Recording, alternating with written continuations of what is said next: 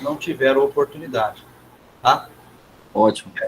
E aí, Milton, olha só, uma das questões que a gente gostaria que você comentasse com a gente fosse sobre a questão do enquadramento tributário, falar um pouquinho para a gente também sobre capital social, né? Uhum. E forma jurídica. Eu acho que esses 3 tópicos a gente já dá para fazer uma festa aqui. É verdade. Bom, eu agradeço aí o convite, né, do professor Matos. Eu tive uma época que eu trabalhei junto com ele no mesmo órgão, né? E há muito tempo atrás, eu não vou falar o ano, porque senão vai entregar a nossa idade, né? Meu cabelo ainda tá preto, né? Pois é. Então, assim, para mim é um privilégio estar aqui e contribuir com a turma aí de engenharia, né? Assim, eu sou empresário contábil, na verdade, eu sou responsável por um escritório de contabilidade e também servidor público, né, de carreira. E, bom, eu selecionei aqui algumas formas jurídicas mais principais, mais usuais que a gente utiliza hoje no mercado, porque não adianta eu te falar umas formas que não é usual, né? Eu selecionei aqui algumas aqui para a gente falar. E, inicialmente, eu queria citar alguma legislação para embasar o que a gente vai falar aqui.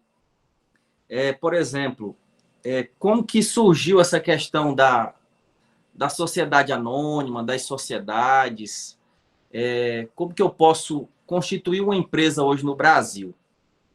Eu queria citar aqui a Lei 6.404 de 76, né? 6.404 de 1976. É uma lei muito antiga aí, né? Os novinhos aí, eu acredito que esse pessoal aí de engenharia deve ter o quê? Já nasceram no Dona Regina já, né? No Cristo Rei, deve ser pessoal novinho, né? Então, de 1976, né? O que é? É a lei das sociedades anônimas, né? Muito antiga aí. Teve algumas modificações em 97 e em 2001. Eu posso citar também o nosso Código Civil, que é a Lei 10.406 de 2002. O que é isso? O Código Civil, alguns artigos, ele fala a respeito da constituição de empresas, né? De como que eu posso me comportar aí como um sócio de uma empresa. Bom, dito isso, a gente passa para a questão das formas jurídicas. Eu vou citar aqui as principais. Eu vou citar uma bem recente, que é a MEI, né? Microempreendedor individual. Depois nós vamos ter a EI, que é a empresário individual, que é um pouco mais antiga. A Eireli, que surgiu em 2011, mas também já foi extinta agora, semana passada, salvo engano. Semana retrasada, foi extinta. A gente vai falar sobre isso mais detalhadamente. Tem a sociedade anônima e nós temos a sociedade limitada. E nós temos também, por último, agora que foi lançado agora recentemente, em 2019, a SLU, Sociedade Limitada Unipessoal, que está bombando. Ultimamente, essa aí é o carro-chefe. As pessoas vão abrir empresa, elas preferem esse tipo de sociedade. E a gente vai falar sobre todas elas aqui a partir de agora. Bom, a MEI é a forma jurídica... Só um minutinho. Você preparou algum slide, alguma coisa? Se você tiver e quiser fazer a apresentação, fica à vontade. Ou não, também não tem problema, não. Professor, foi bem corrido, mas eu vou passar o material para o senhor encaminhar no e-mail dos alunos, tá? Tudo que eu vou falar aqui, beleza, eu vou encaminhar no e-mail do senhor. Tranquilo. Obrigado, tá obrigado, bom? obrigado. Bom, o MEI, microempreendedor individual. O que é isso? o microempreendedor ele surgiu numa necessidade do governo de formalizar os pequenos empreendimentos que estavam se formando. Só que o governo viu uma oportunidade de arrecadar também, vamos dizer assim, né? Então, há alguns anos atrás, teve essa possibilidade dos pequenos empreendedores, dono de espetinho, dono de um cachorro quente, um pipoqueiro, enfim, tiveram a oportunidade de formalizar o seu empreendimento. Com isso, eles constituíram o MEI, né? Com CNPJ, com inscrição municipal, enfim. Em tese, é muito bonito, sabe? Eles acham que, assim, abrir um CNPJ é muito fácil, mas aí a questão da burocracia no município e estado é muito complicado, né? Às vezes a pessoa fala, é fácil. Não, nada em termos de constituição de empresa no Brasil é fácil. Nada é fácil. Principalmente em termos de capital. Toda capital, pelo menos o meu estado aqui na nossa capital, Palmas, é muito complicado você formalizar uma empresa e deixar ela ali redondinha, é muito complicado. Então, a primeira forma mais simples que eu posso falar para vocês de uma sociedade, de uma empresa, vamos dizer assim, de uma forma jurídica, a mais simples é o MEI. Né? O MEI é um funcionário, constituído por uma pessoa, um faturamento limitado de 81 mil por ano, enfim, cerca de 7 mil por mês. Bom, praticamente é isso. É a forma mais simplificada que nós temos hoje no nosso rol de forma jurídica hoje, vigente no Brasil. Depois, nós temos o empresário individual. Ele é muito parecido com o MEI. O empresário individual ele é formado por um sócio. É um empresário somente. E o capital dele, depois nós vamos falar melhor sobre a questão do capital, professor, mas, assim, o capital dele não tem, por exemplo, um limite mínimo nem máximo. Nós temos o faturamento, que pode chegar aí, se ele for um EPP, ME até 360 mil ano, e se for um EPP, ele pode chegar a 4 milhões e 800 mil reais ano, né? Pode ser do Simples Nacional, aí já é questão de enquadramento tributário, nós vamos falar daqui mais a pouco. Mas é a forma também mais simplificada que tem. É uma pessoa só, é um sócio somente, não precisa de sócio, ele abre sozinho e pronto. Ele quem decide, ele quem gere, ele que faz o planejamento, enfim, ele sozinho, uma pessoa só. Esse é muito, como eu falei, ele é muito parecido com o MEI, o microempreendedor individual. E aí nós temos a EIRELI, Empresa Individual de Responsabilidade Limitada. Ela surgiu em 2011, só que já morreu esse tipo de forma jurídica, e é bem recente, pessoal, né? Abriu em 2011, ela nasceu em 2011 e já morreu agora em 2021. Deixa eu trazer aqui para você bem. Ela nasceu na lei, né? A partir do artigo 980 do Código Civil, e ela nasceu na lei 12.441 de 2011, né? Depois eu vou encaminhar no e-mail do professor. 12.441 de 2011, que nasceu a EIRELI. E ela morreu agora em dia 27 agora de agosto. Dia 27 de agosto, ela morreu por meio da lei 14.195 de 2021, desculpa. O que significa isso, Milton? Se eu tinha uma EIRELI, e agora o que vai acontecer com a minha empresa? Automaticamente a sua EIRELI vai ser transformada numa sociedade SLU. O que é isso? Sociedade limitada unipessoal. Sociedade limitada unipessoal. É aquela sociedade de um sócio somente. Um sócio somente.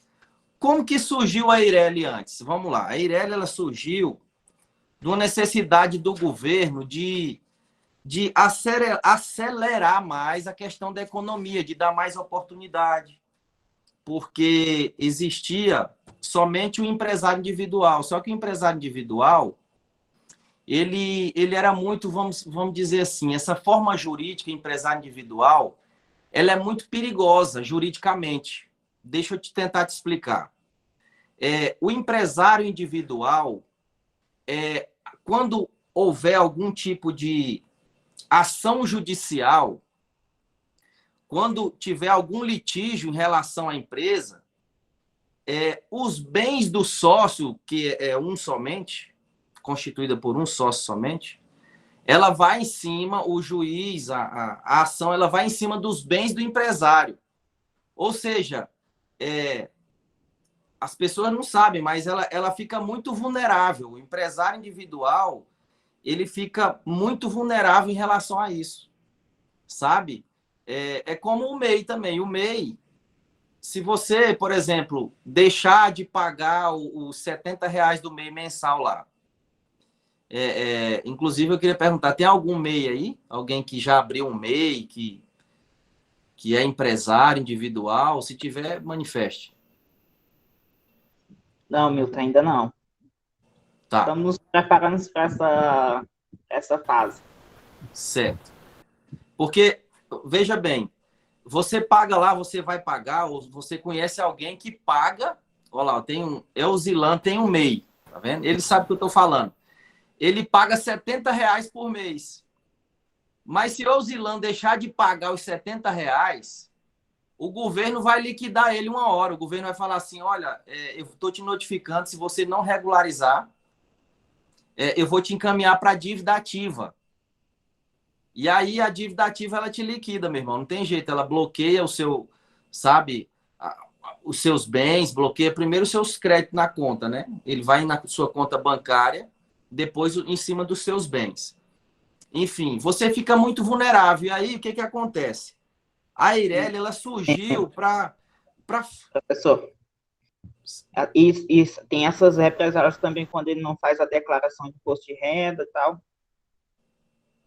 Sim, tem tudo isso. Às vezes a pessoa, ela fala assim, eu sou MEI, eu não preciso declarar imposto de renda. Muito pelo contrário, você deve declarar. Porque chega lá na frente, a pessoa precisa de um empréstimo, de um financiamento. Como que ela comprova renda? Porque o MEI, ele não retira prolabore. O MEI, ele não está obrigado a retirar prolabore. Então, como que eu comprovo renda? Eu comprovo por meio do imposto de renda. Os bancos, eles aceitam, todos eles. Todos eles aceitam como forma de renda, de comprovar renda, o imposto de renda. Então, assim, eu sempre oriento, você que é empreendedor, você que é empresário individual, MEI, microempreendedor, declare o seu imposto de renda. E o que eu estava falando? Só para a gente encerrar esse raciocínio. Se você não pagar os R$ 70 lá, o governo ele vai te liquidar. Ele vai em cima dos seus bens. A Eireli era dessa forma. A Eireli, ela era muito vulnerável. Aí o governo foi analisando, as pessoas não queriam mais abrir a Eireli. Aí surgiu, né, a SLU, que é a Sociedade Limitada Unipessoal, que nasceu em 2019. As pessoas estão migrando para ela, que é uma forma jurídica que ela como se diz, ela te protege mais, ela protege mais o empresário.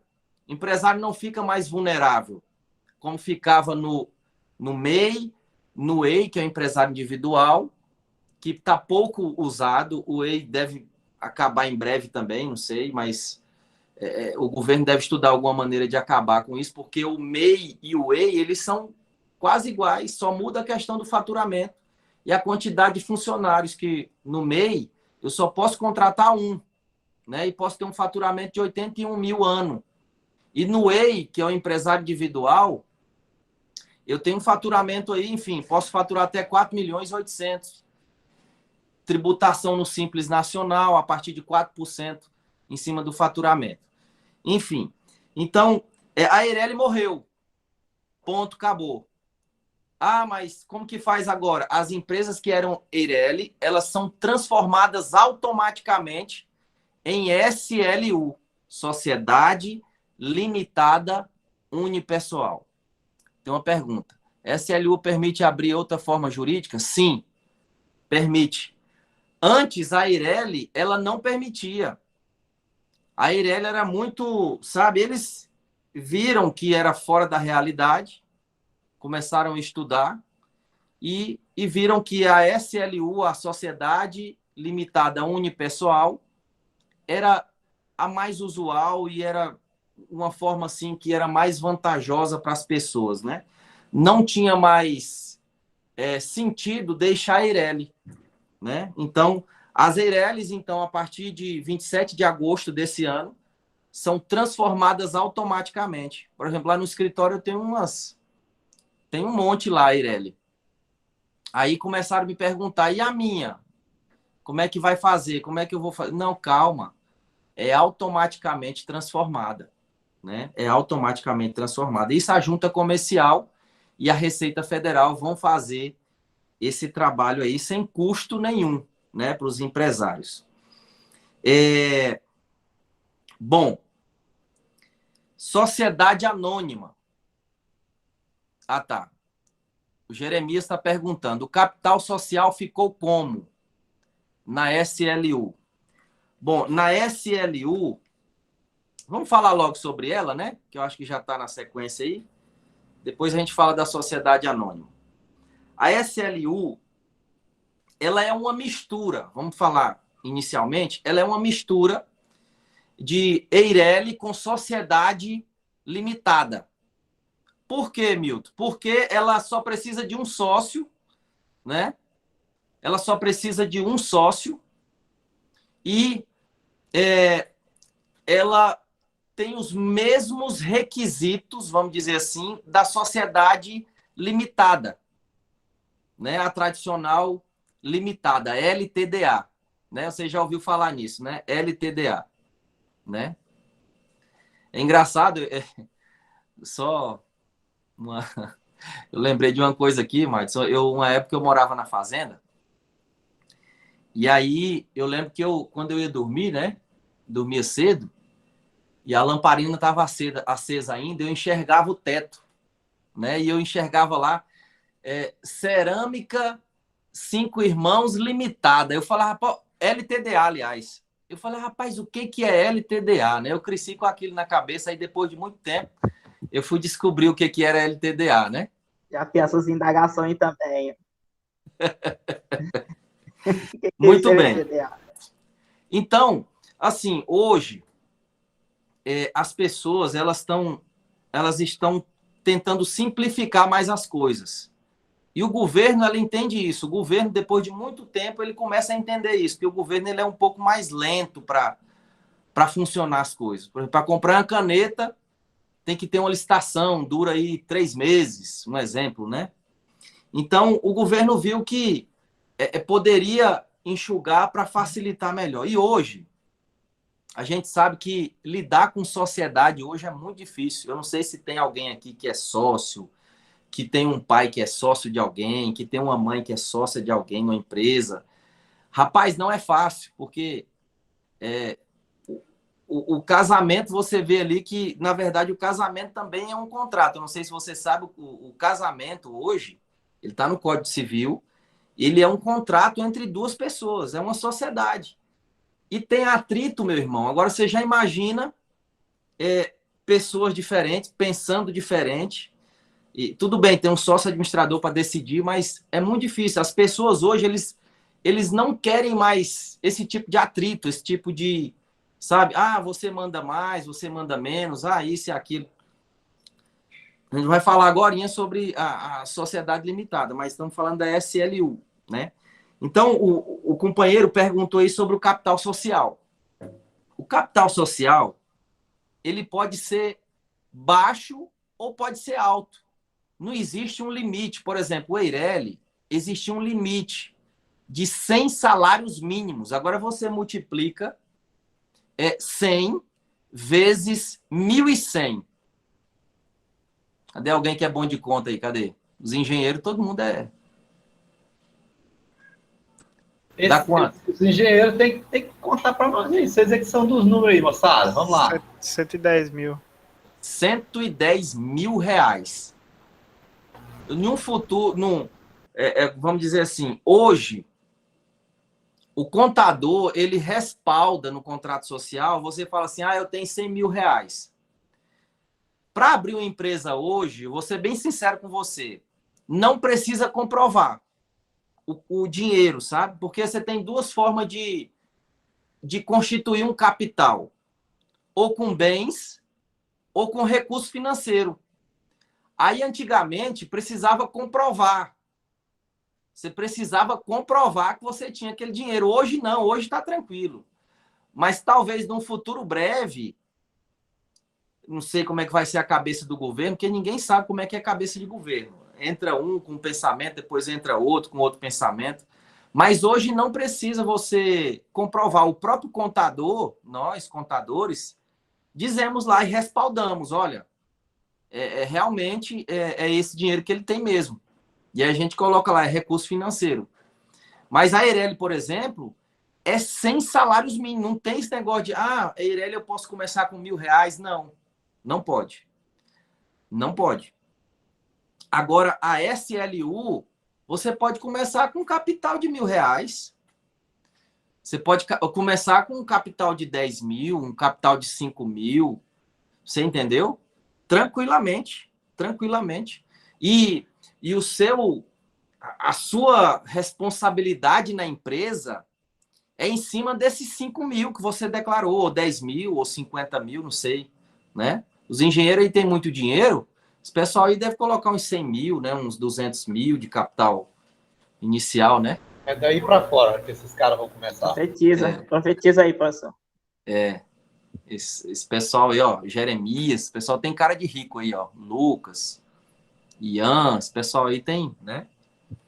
Recebo. O pessoal aí tem cara de rico.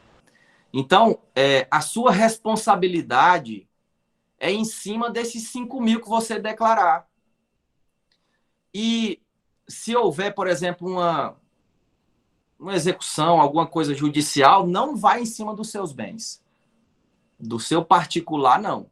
Vai em cima dos 5, dos 10 mil e dos bens ali que você comprar no nome da empresa. Agora, no seu nome, fica tranquilo que você está com seu patrimônio protegido, ok? Então, essa forma jurídica, ela tem uma característica dessa mistura aí, sabe? Da Eireli com a LTDA. E é que o pessoal está usando mais. Essa é a campeã. A campeã. Pelo menos lá no escritório, essa é a campeã que o pessoal escolhe aí para constituir empresa. Tá ok, pessoal? Então, vamos aqui para uma outra que é similar a ela. Vamos falar da sociedade limitada, da LTDA, famosa LTDA, né? Famosa LTDA.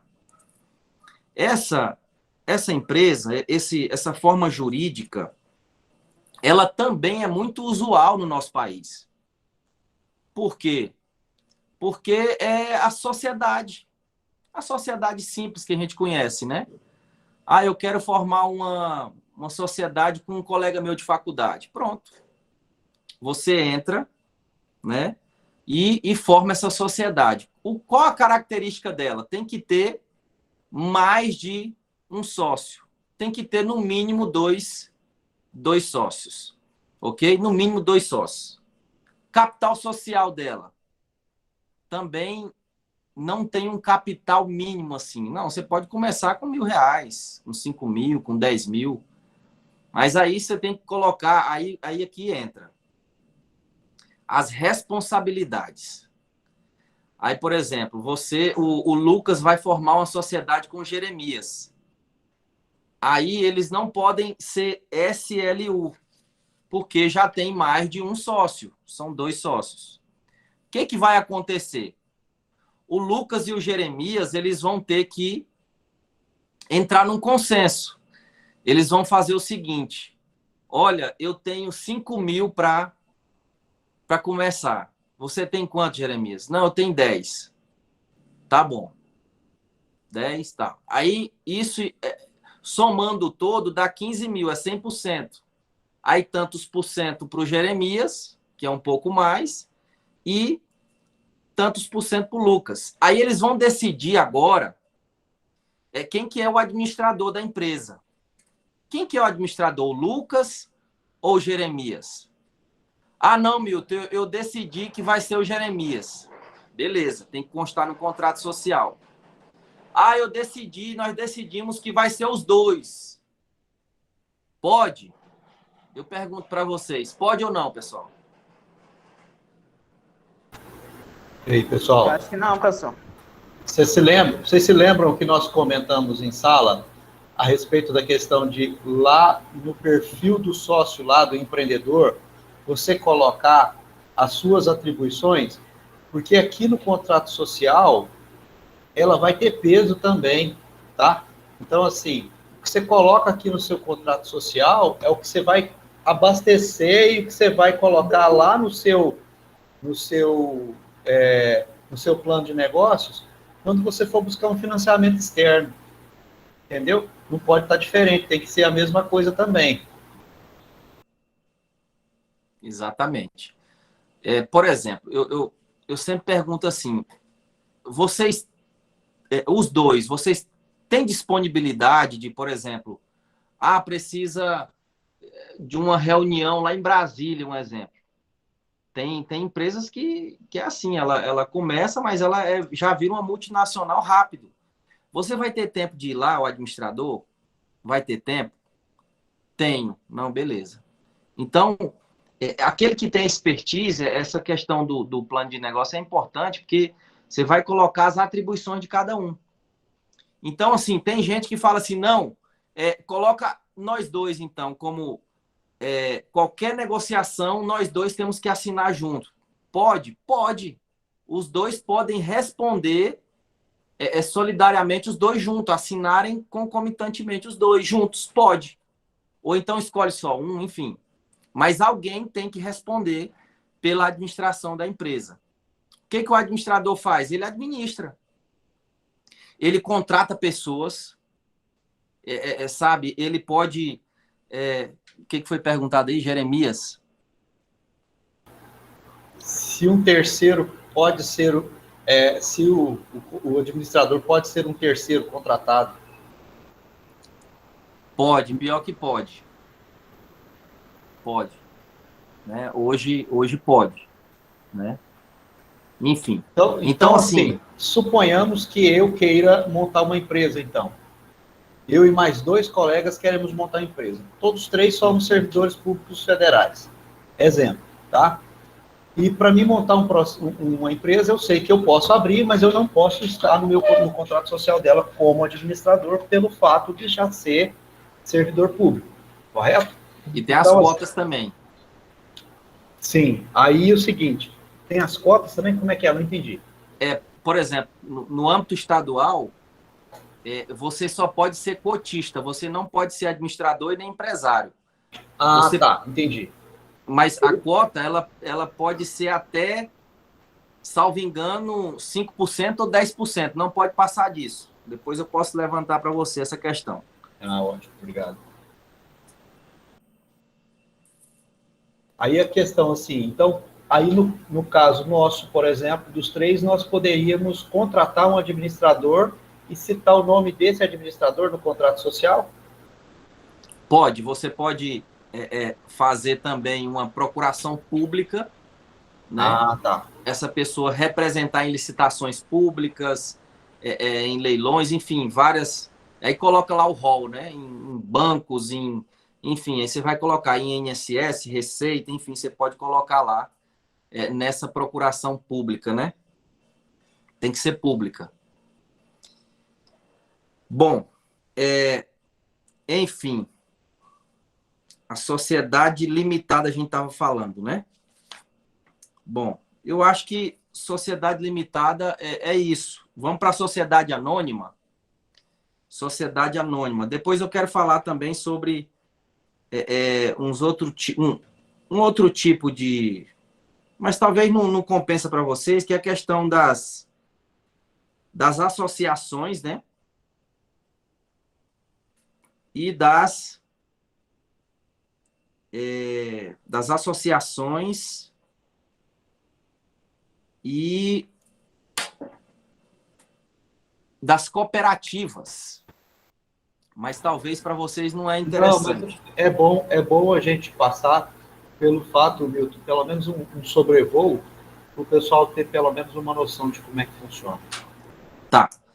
A gente vai falar sobre sociedade anônima aqui. Sociedade anônima, ela, na verdade, ela não possui sócio. O nome já, como se diz, já faz uma alusão do que seria. É uma sociedade de sócios anônimos, eles têm participações em ações, já são é uma empresa assim de um vulto financeiro assim maior, ela tem, enfim, uma hierarquia mais organizada, ela precisa de auditoria, inclusive, ela precisa de uma organização melhor e muito maior. O controle financeiro dela, patrimonial, precisa ser muito maior do que uma sociedade, por exemplo, limitada, de uma SLU, de uma EI, de uma MEI, que muitas das vezes a pessoa abre uma empresa familiar e, enfim, não precisa de muita coisa ali, né? Eles só abrem uma conta no banco e eles gerenciam ali tudo e tomam as decisões. Já a sociedade anônima, ela tem acionistas, né?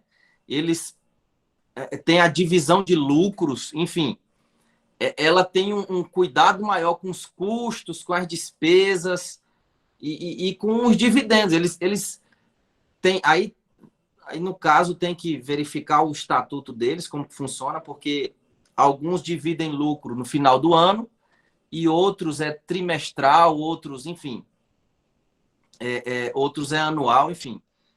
Mas a única diferença é que esse tipo de sociedade ela tem um capital totalmente aberto, né? Ela muitas das vezes está na bolsa de valores, enfim, é uma sociedade assim muito mais robusta, né? Do que essas sociedades que nós citamos aqui, né? E ela tem a questão da tributação dela é totalmente diferente de uma LTDA, de uma SLU, totalmente diferente. E geralmente eu vou falar para vocês aqui, 90% das empresas no Brasil, o regime de tributação delas é do Simples Nacional. O que é Simples Nacional?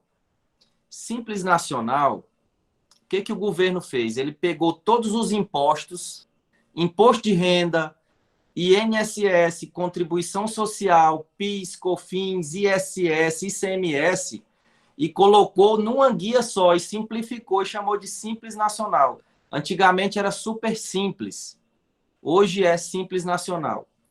Começa com a tributação baixíssima de 4% e vai aumentando gradativamente, né? Na crescente.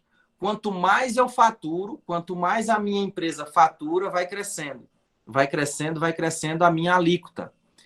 E na sociedade anônima, não. Na sociedade anônima é totalmente diferente a forma de tributação dela. Então, ela já tem é totalmente diferente, né? Eu, por exemplo, eu nunca abri uma SA, né? Eu nunca... Na verdade, a gente sabe que existe por aí, mas eu nunca nem vi um contrato de uma SA, enfim, não vi nada. Eu só vejo as publicações dos balanços, que é, né, no Diário Oficial da União, nos jornais, enfim. A gente vê isso, mas eu nunca... Né, é fora da nossa realidade aqui como se diz, do Tocantins, né? Isso aí é mais para esses grandes centros aí, né? Enfim. Mas tem empresas que elas começam pequenas, empresas familiares, por exemplo, elas começam pequenas e chega num dado momento que ela começa a consultar especialistas e eles orientam, olha, abre o capital. Não tem como mais você ficar pequenininho aqui no fundo do quintal. Abre o capital e voa, filho, porque não tem como. O seu negócio tem que ir para o mundo, entendeu? Então começa assim, começa pequeno e depois vai e vira aquela gigante, né?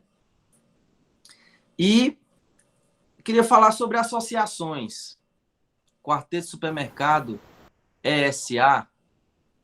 Olha, o quarteto não é SA. Ele não é SA. Ela é um grupo de empresas, né? É um conglomerado de empresas. Ela não é SA ainda. Até onde eu conheço, não é.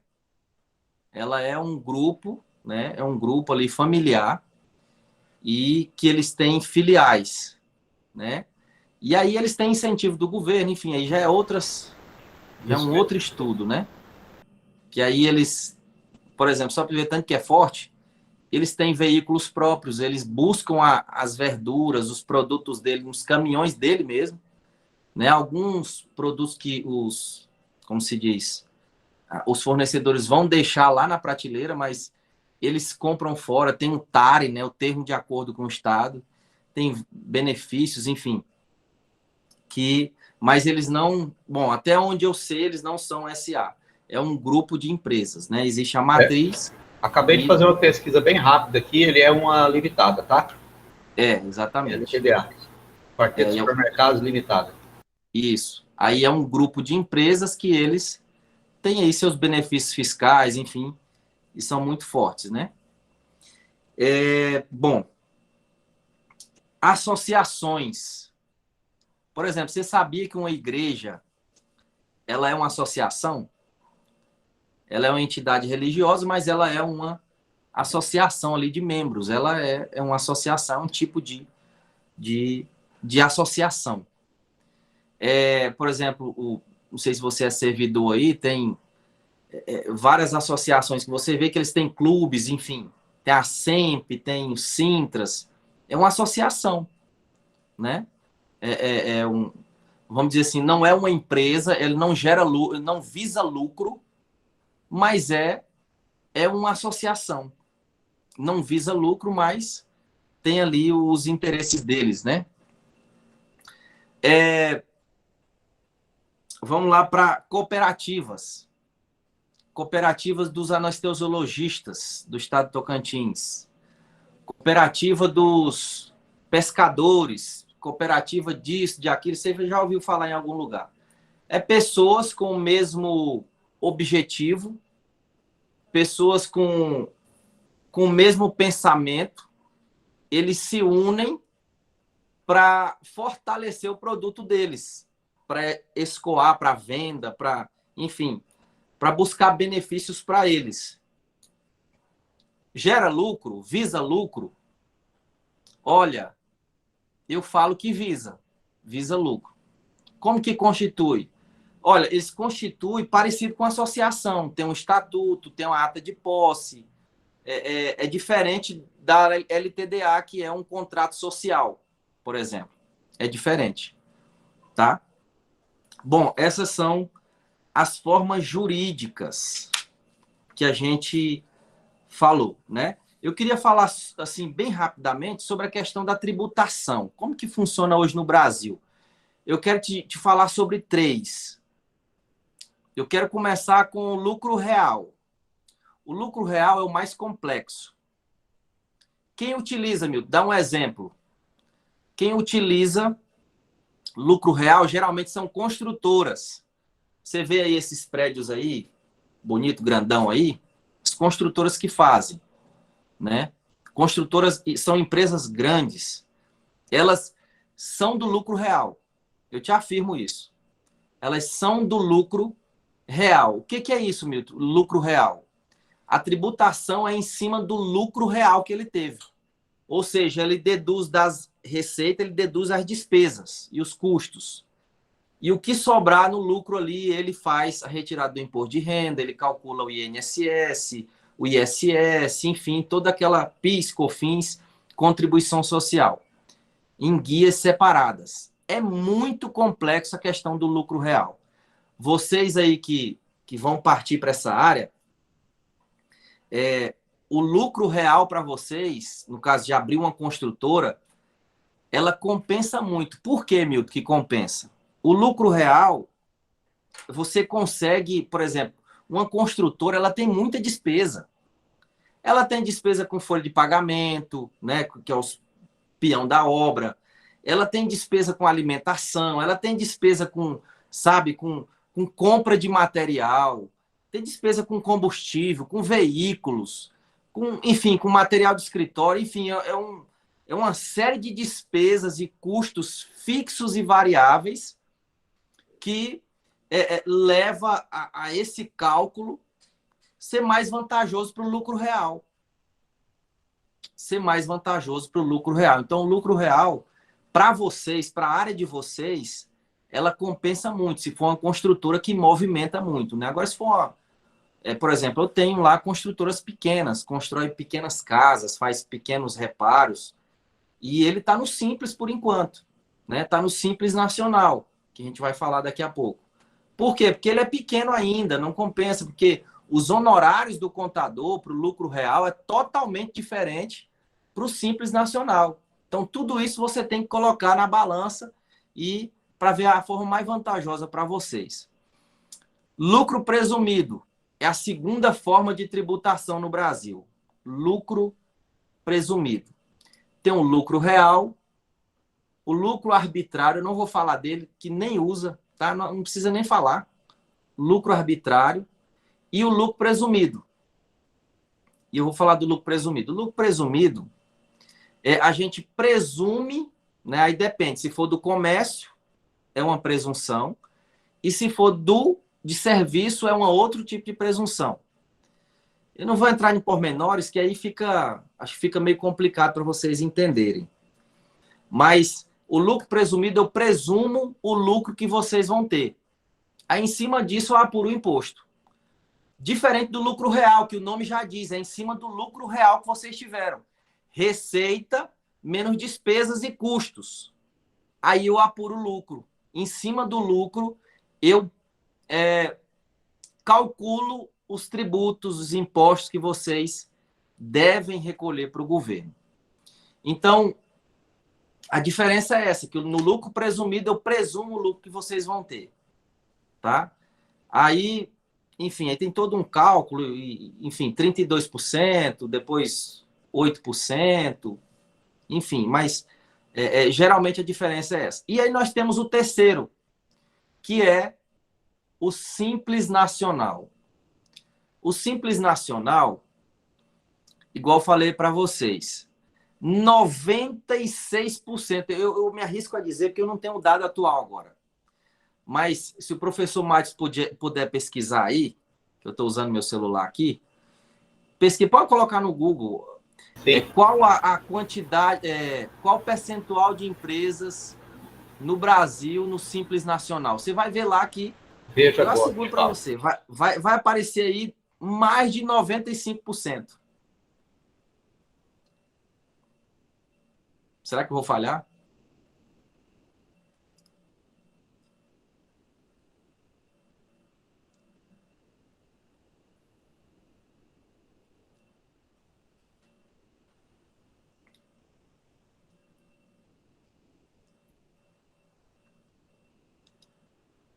Enquanto o professor acha, aí para ser simples, para eu participar do Simples Nacional, o que eu preciso? Qual o requisito?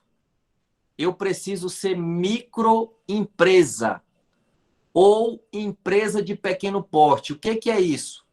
Microempresa é eu declarar que eu sou uma microempresa. Isso aí no próprio contrato social, o contador já faz isso. E aí, ele declara que é microempresa. Microempresa, ele pode faturar entre 1 até 360 mil por ano. Salvo engano, é 360 mil por ano, é 480 mil, uma coisa assim. E a empresa de pequeno porte, ela pode faturar até 4 milhões e 800 mil por ano. 4 milhões e 800 mil. Passou disso, ela vai para o lucro presumido ou para o lucro real. Tá? Por isso que eu te falei, geralmente as construtoras que faturam muito, elas são lucro real, né? Porque é o mais vantajoso para elas. Então, para eu ser do Simples Nacional, tem que ser uma microempresa ou uma empresa de pequeno porte. O Simples Nacional, ele se divide em tabelas. Aí tem tabela para serviço e tem tabelas para comércio e tem outra tabela para indústria, né? Tem toda essa divisão de alíquotas. E aí, professor, a maioria das empresas aí é do Simples, né? Quantos por cento? Eu não consegui o percentual, só consegui que são 22 milhões de empresas cadastradas no Simples Nacional. Uhum. Mas eu estou procurando aqui, já eu trago o número. Uhum, não, tranquilo. Mas é só para deixar assim bem claro para vocês que as nossas empresas, e elas são pequenas. No nosso país, a maioria são pequenas, são microempresas, são empresas de pequeno porte, mas que sustentam o nosso país, vamos dizer assim, né? E por isso que o governo, ele tem que, nessa mudança de legislação, ele tem que tomar muito cuidado para não afetar a nossa base, né? Que é essas micro e pequenas empresas, né? Tá um projeto de lei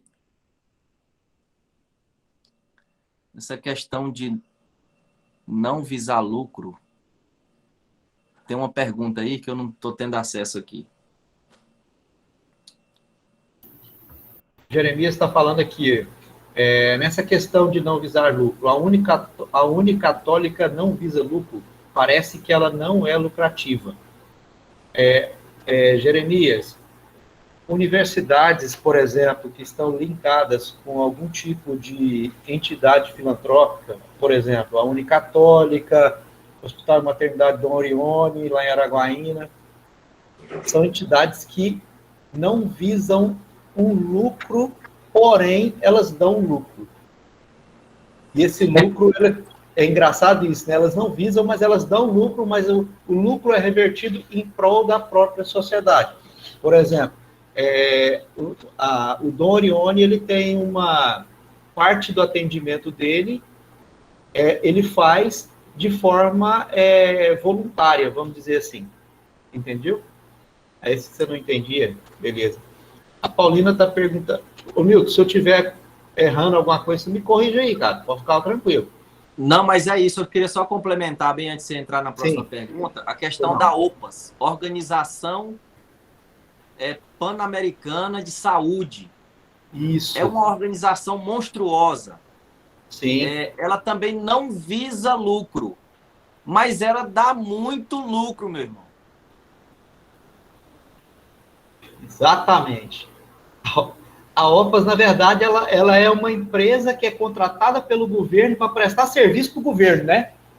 Olha só, que coisa. É bem interessante. A Paulina está falando, meu pai é dono de um barzinho e ele paga esse Simples Nacional todo mês. É isso mesmo, Paulina. O seu pai optou por uma das formas, como o Milton colocou agora há pouco, de enquadramento dentro do Simples. Ele é MEI, ele paga o DAS, né? Ele paga, pode observar lá que ele tem uma guia que vem para ele todo mês e ele paga cerca de 60 ou 70 reais todo mês. Salvo engano, ele é MEI, né? Eu esqueci o nome da moça, da aluna. Eu não sei explicar direito, mas ele paga esse Simples Nacional todo mês.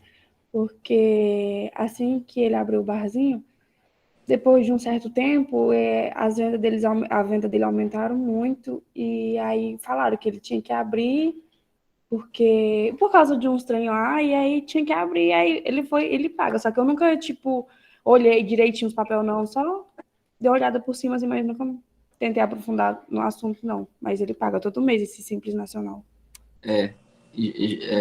Assim, eu acredito que ele deve ser MEI, né? microempreendedor e falaram para ele, tipo, legalizar o comércio dele, né? Vamos dizer assim.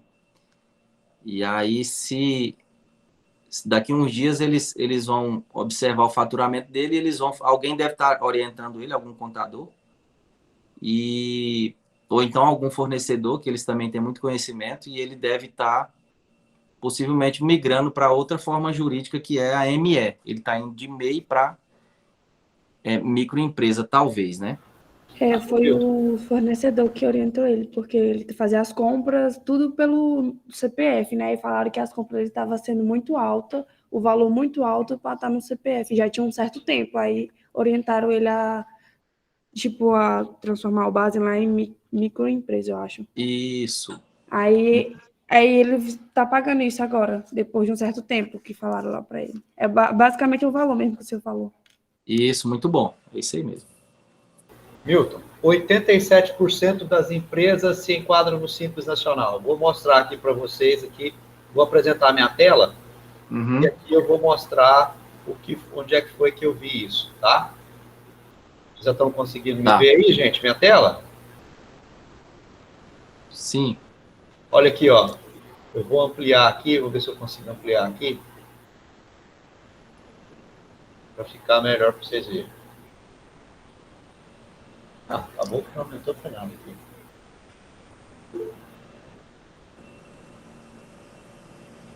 Ó, estão vendo aqui? Ó. Não deu para mostrar o relatório. É isso, deixa eu fechar aqui. Pois não, Saulo? Mas esse aí não era só do Espírito Santo, professor? Eu vou dar uma olhada aqui, eu vou confirmar aqui. Vou dar uma confirmada aqui, já te falo aí. Na verdade eu me confundi, professor, que na verdade, que eu falei 90 e poucos % são micro e pequenas empresas. No nosso país, a maioria são micro e pequenas empresas, dá 90 e tantos %, né? O simples eu também sabia que era a maioria, mas era questão das micro e pequenas empresas que dá 90 e tantos % aí. A maioria, né? Vamos dizer assim. E a que toca o nosso país, né? Vamos dizer assim. Eu queria falar uma curiosidade aqui, antes da gente entrar no assunto nosso local aqui, né? Da questão da burocracia, de como abrir uma empresa aqui dentro do Tocantins, dentro de Palmas aqui.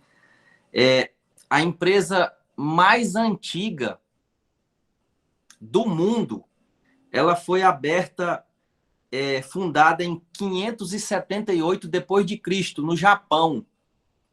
É a empresa mais antiga do mundo, a empresa japonesa Kongo Gumi, fundada em 578. Né? É uma empresa familiar muito antiga. E ela era uma construtora, construía, sabe o quê? Templos budistas. Era uma construtora, construía templos budistas. E aí, por exemplo, nas guerras, ela vendeu até também questão de caixão, enfim, ela nas crises, ela se reinventou também, Flexibilizou, né? E se reinventou. Se reinventou. Saulo, alguma pergunta aí, mano? Pessoal, eu coloquei lá no chat, era aquele relatório do Espírito Santo mesmo, tá? Obrigado pela ajuda aí, quem falou. Acho que foi o Saulo, né? Não, eu estava tentando era configurar meu som aqui. Não foi eu não, professor. Não, beleza. Não sei quem falou, mas quem falou aí é isso mesmo. Você tava Foi eu, professor. Oi, Ian, Ian. Beleza, era Espírito Santo mesmo, cara. Dá meio ponto para ele aí depois. Esse cara já tem ponto inteiro comigo, rapaz. O Ian é gente boa. No Brasil, a empresa mais antiga, e ela está ativa até hoje, é o CNPJ da Casa da Moeda do Brasil. Foi aberto lá no Rio de Janeiro e até hoje, né? Ela está aberta lá. Então, ela é de 1694. Casa da Moeda do Brasil. É uma empresa estatal, né? Vamos dizer assim. É uma estatal. 1694, né? Muito antiga aí. Depois eu vou passar um link também para o professor, que dá dados sobre abertura de empresas, né? Ela dá dados por estado e por município. Dá um dado geral do país, mas dá um dado também específico do nosso estado e do nosso município, né? Depois eu passo aí para ele o link. Bacana, isso é precioso para a gente. Eu passei para eles uma atividade bem rápida sobre a questão da pesquisa da população tocantinense 2021. Nós tivemos que buscar no DataSUS. Foi o que a gente achou atualizado 2021 já com maior assertividade. Professor, deixa eu abrir o WhatsApp aqui, eu já te encaminho um link, aí você já mostra essa plataforma. Beleza. Aí. Ela é bem nova. Eu vou te passar agora. Só um minuto. Tranquilo. Pessoal, agora. Se vocês tiverem alguma questão aí, alguma pergunta, vamos aproveitar agora. Vamos sugar o sangue dele aqui nessa noite aqui para a gente não ficar dúvida. E aí, assim, aproveitar, porque daqui a pouco vocês vão abrir a empresa de vocês, vocês já estão com as informações em mãos. Beleza? Mandei no seu WhatsApp, professor. Dá uma olhada aí. Já estou abrindo aqui, meu irmão. Mapa de empresas. Bacana demais. Vou jogar aqui na tela. Agora, se puder compartilhar aí para nós, por gentileza. Sim, agora. Compartilhando agora. Antigamente, nós não tínhamos essas informações assim. Era o IBGE que passava, mas era... Sabe como é que é a pesquisa de IBGE, né? Olha só. Aí você pode clicar no mapa lá em cima. É porque isso é um relatório quadrimestral, né? Uhum. Aqui, ó. Sobe mais um pouquinho. Não, o meu fechou aqui. Não, desce, aliás, desculpa. Isso, aqui, ó. Acesso aos painéis? Isso. Olha só, cara. Atualizado 13 de agosto. Que isso, show, hein? É bem atualizado. Ele é tipo mês a mês, entendeu? Nossa. Aí aqui você pode, do lado esquerdo, você tem acesso aí ao ano, ao estado. Pesquisa em Tocantins. 2020, um ano de pandemia. Vamos ver quantas empresas aí foram abertas no nosso estado. Ó, abertas em 2020, 1.906 empresas. Ó, total de empresas, total de matrizes abertas, total de filiais abertas. Então, um total de 1.906. Caramba! Extintas 567. Deixa eu ver quem perguntou alguma coisa aí. Professor, fala, Matheus. Acho que ali no painel de empresas estava com o mês de julho, se não me engano. Peraí, deixa eu voltar lá. Acho que... Põe tudo. Vou colocar tudo aqui para ver. Caramba, é isso mesmo. Ó. 19 mil empresas. Isso. 19 mil CNPJs aí, ó. 19 mil novos empresários no mercado. Consórcio simples, empresa pública. Vamos ver quantas Eireli. 940 Eireli. Rapaz, isso aqui é muito show de bola. Isso é bom. Ó. Ô, Milton, obrigado, cara. Isso aqui, ó. Adicionado no favoritos. Uhum. Então, é uma plataforma nova, porque a partir desse ano, professor, as empresas elas serão abertas de forma digital, né? A partir de agora, 2021, é tudo digital? É tudo digital, não existe mais esse negócio de papel. É tudo certificado digital, assinatura digital, não existe mais esse negócio nem cartório mais você precisa ir. Tudo é com assinatura digital. O governo lançou aí o gov.br.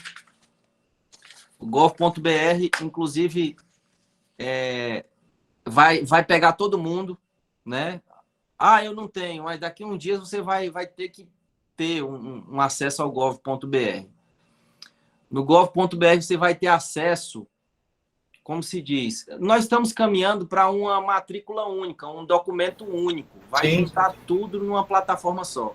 Hoje, por exemplo, você já consegue pegar sua carteira de habilitação digital, você já puxa pelo gov.br, né? Exatamente. Documentação do veículo, já puxa tudo por lá. Tem facilitado muito a nossa vida. Exatamente. Então, para a gente caminhar aqui para o final, que eu acho que tem só 10 minutos, né? Eu queria falar sobre as formas da gente abrir uma empresa aqui no estado. Hoje, a média o prazo para você abrir uma empresa no estado hoje é de 2 a 3 dias você está com o CNPJ na mão. Antigamente, Madison, era 15, 30 dias. Hoje, com essa plataforma GovBR, com Simplifica, né, que é a junta comercial, junto com a Receita Federal e os municípios e Estado, o nome é Simplifica, e a Rede Sim do governo federal. Então, essas 3 plataformas, Rede Sim, Simplifica e GovBR, são plataformas digitais que reduziu o prazo de abertura de nascimento de uma empresa de 30 dias para, em média, 3 dias. O seu CNPJ, o seu contrato social está totalmente aprovado e autenticado na sua mão para você ir lá no banco e fazer o seu financiamento. Tô brincando, financiamento não. Cai fora de financiamento, né? Brincadeira. Bom, eu queria falar sobre o primeiro passo para abrir uma empresa. O primeiro passo é eu descobrir o que eu quero, qual que é o ramo de atividade que eu vou mexer, qual o meu capital social. A partir disso, aí eu vou ver qual a minha forma jurídica. Eu já tenho um ponto para poder funcionar, ou eu posso funcionar na minha casa. Você sabia que você pode empreender da sua casa? Hoje você pode. Antigamente era muito difícil. Hoje, com o advento da pandemia, nós viajamos para o futuro. Aí eu acredito, eu sou ousado em dizer que nós viajamos aí 10 anos para frente. Né? 10 anos para frente. Eu acredito nisso. Nós evoluímos demais, sabe? Então, ninguém sabia o que era home office. Hoje, todo mundo sabe o que é home office hoje, né? Então, assim, para você abrir, você vai fazer essas perguntas. O que eu tenho de capital social? Eu vou precisar de sócio? Vai precisar de licença ambiental no meu negócio? Eu vou precisar de vigilância sanitária? O que eu vou precisar? Quais as atividades que eu vou mexer? Trabalhar? Então, essas perguntas iniciais você tem que fazer. Que aí pode... uma atividade que você acrescentar no seu contrato social pode te prejudicar lá na frente. Por exemplo, você mexe aqui com engenharia, tudo bem. Você faz serviço de engenharia e tal, construção, obras, enfim, você vai colocar lá. Administração de obras, enfim, você vai colocar. Aí você coloca uma atividade de restaurante. Totalmente desvirtuada. Não, mas estou pensando no futuro de mexer com restaurante. Aí, quando o seu processo chega na prefeitura e no estado, eles vão te exigir inscrição estadual, inscrição estadual, por causa de uma atividade. E vão te exigir alvará sanitário, meu irmão. E aí, para você conseguir um alvará sanitário hoje na prefeitura, desculpe se tiver alguém aqui que trabalha na prefeitura, mas é muito burocrático. Muito caro, burocrático e sabe? Dá até um negócio ruim de falar. Tão burocrático que é. Então, assim, você tem que planejar suas atividades, né? Verificar seu capital. E aí você monta o seu contrato social. Define as atribuições, o rol de sócios ali, define as atribuições. E aí, o que precisa de documento? Só para a gente encerrar. Eu preciso da CNH de cada sócio, comprovante de endereço de cada sócio, situação conjugal, estado civil da pessoa, se é casado, se é... Tem um detalhe. Ah, eu posso ser sócio da minha esposa? Pode, depende também. Se você for casado, união estável, por exemplo, união estável, pode? Pode. Eu só namoro, pode. Eu sou comunhão parcial de bens, pode. Eu sou comunhão universal, não pode. Comunhão universal, você não pode ser sócio da sua esposa, tá? Só parcial, enfim, separação de bens, que lá pode. Para aprovar um projeto na vigilância sanitária. Ei, meu amigo. Tem todo um checklist, né? É isso mesmo. Tem todo um checklist, né? Que você tem que ficar atento para poder ser aprovado na vigilância sanitária. Tá certo? Estou com um processo ali, por exemplo, de um cliente meu quer abrir uma clínica, né? Comprou o lote, está construindo, tem um CNPJ e agora está na fase de vigilância. Meu amigo, é coisa, viu? É coisa.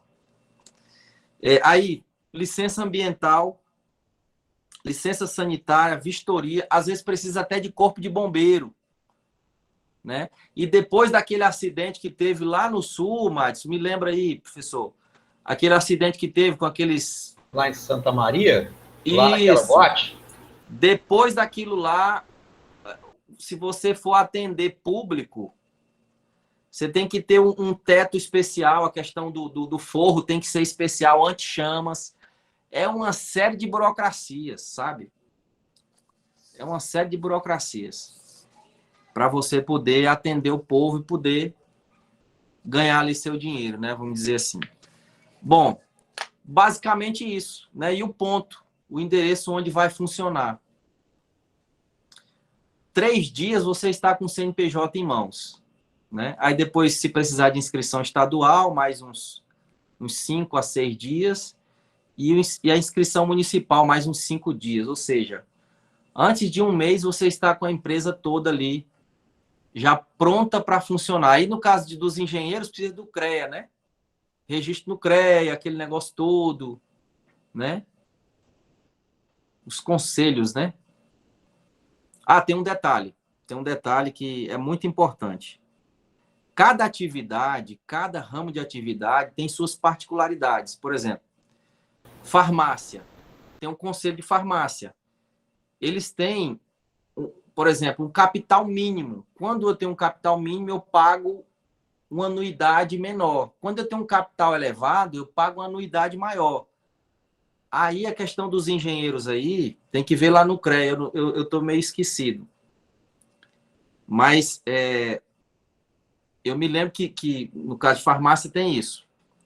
Mas os engenheiros têm que verificar o meu conselho, quanto que vai ser a anuidade lá, né? Depende do capital, porque às vezes você coloca um capital exagerado, 2 milhões. 2 milhões você vai pagar uma anuidade lá máxima, né? Vamos dizer assim.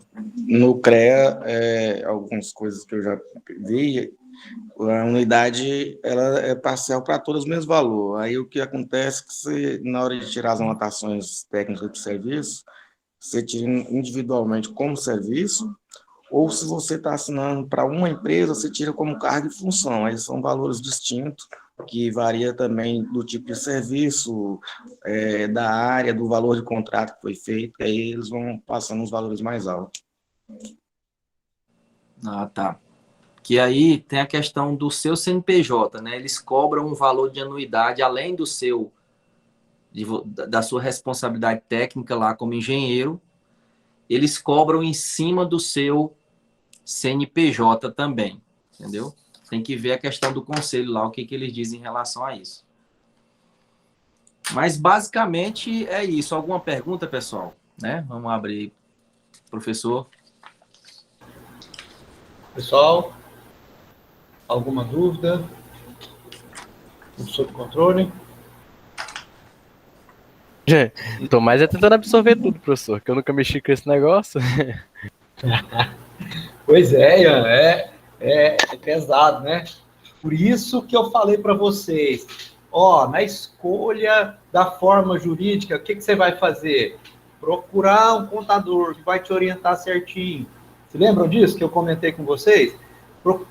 Cada um tem a sua área, bicho. Não tem jeito de sair fora disso, sabe? Você vai montar uma empresa, procura quem trabalha com isso, porque ele vai te orientar de uma forma que você não vai ter futuros prejuízos, tá? E como eu sempre costumo dizer nas nossas aulas, Milton, as nossas aulas, elas não são para enficar conhecimento na cabeça de ninguém, mas é para mostrar como cada um tem que pensar e onde buscar as informações, né? Porque o meu conhecimento de hoje, amanhã ele já venceu. Por exemplo, vocês se lembram que eu falei para vocês em sala de aula sobre o Eireli? Eireli, anteontem, né? Caiu, deixou de existir. Dia 27 passado, né? Dia 27 deixou de existir. Entendeu? Então, assim, buscando, sabendo quem buscar as informações, sabendo onde pesquisar, a gente vai achar o lugar certo. Vocês se lembram que muitos de vocês me perguntaram, professor, onde é que eu vou achar essas informações aqui da população? Eu vou passar o link para você. Aí passava o link, você ia lá, fazia o filtro e baixava. Então, assim, o caminho é esse, tá, gente? Você está se eximando da sua responsabilidade? Não estou não. Estou exatamente fortalecendo isso, mostrando, além de uma informação que pode estar desatualizada, mostrando o caminho onde vocês devem buscar as informações corretas. Beleza, gente? Milton, muitíssimo obrigado, meu irmão. Deus te abençoe muito mesmo. Prospere você, sua empresa, sua família. E fiquei muito, muito feliz mesmo com esse nosso bate-papo. E vamos marcar mais, cara. Vamos marcar mais para a gente trocar ideia aí. Tamo junto. Tamo junto. Então, beleza, meu irmão. Tá. Um abração. Obrigadão, meu. Eu pensei que o pessoal ia perguntar sobre o custo, né? Porque geralmente o pessoal pergunta quanto que custa para abrir uma empresa, né? É porque o pessoal tem dinheiro aqui, eles para isso aí. Não preocupa, isso é metade, né? Não, tranquilo. Isso aí é pra gente que pergunta, a gente fica pechinchando. Mas beleza, pessoal. Pode falar, só para a gente encerrar, geralmente o custo para você abrir é R$305 na junta comercial, R$30 no estado.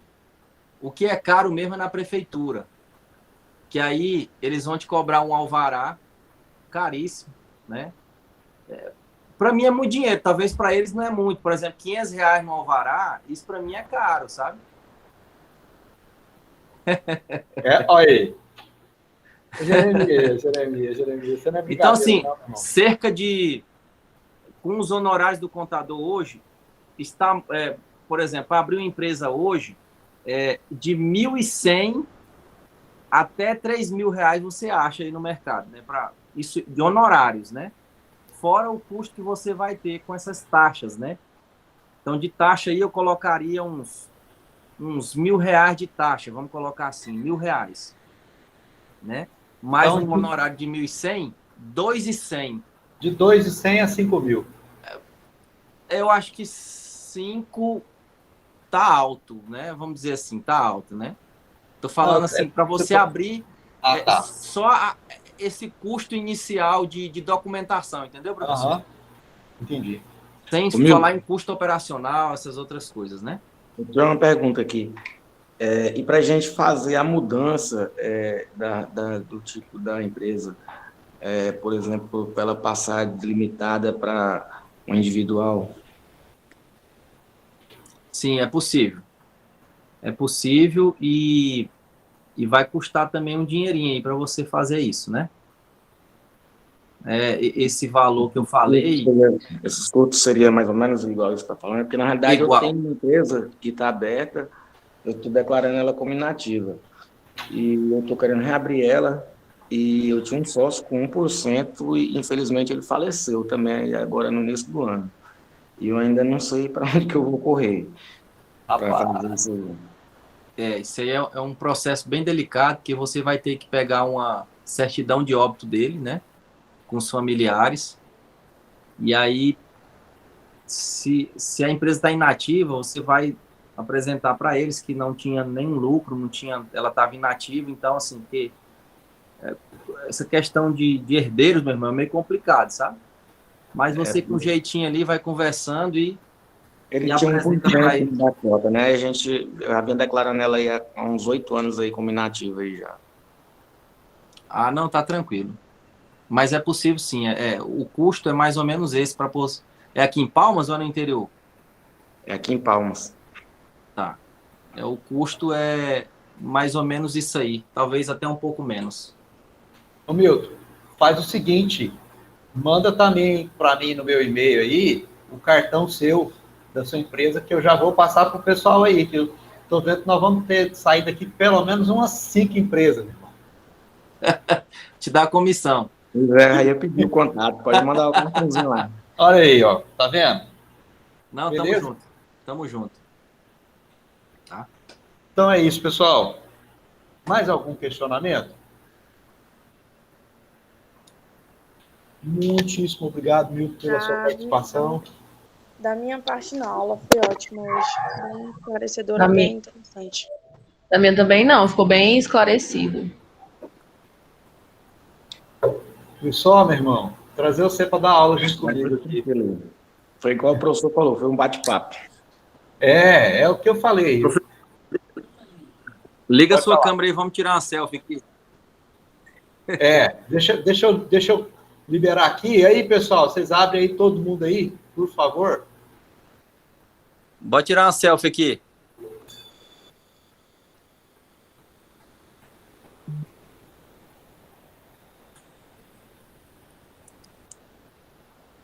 Espera aí um pouquinho. Deixa eu ver se eu consigo colocar todo mundo na praia aqui.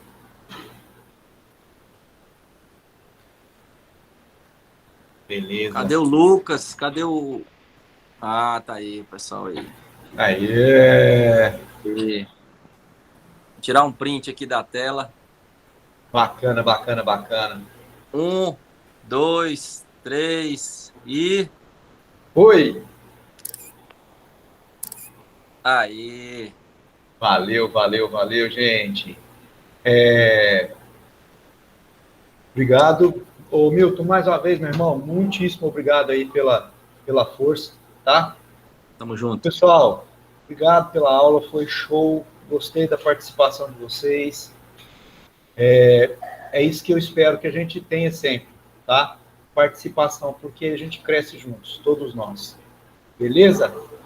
Um abraço, fica com Deus, professor. Obrigado. Valeu, gente. Deus, pessoal. Tudo de bom. Valeu. Falou, obrigado aí. Tchau, tchau, professor.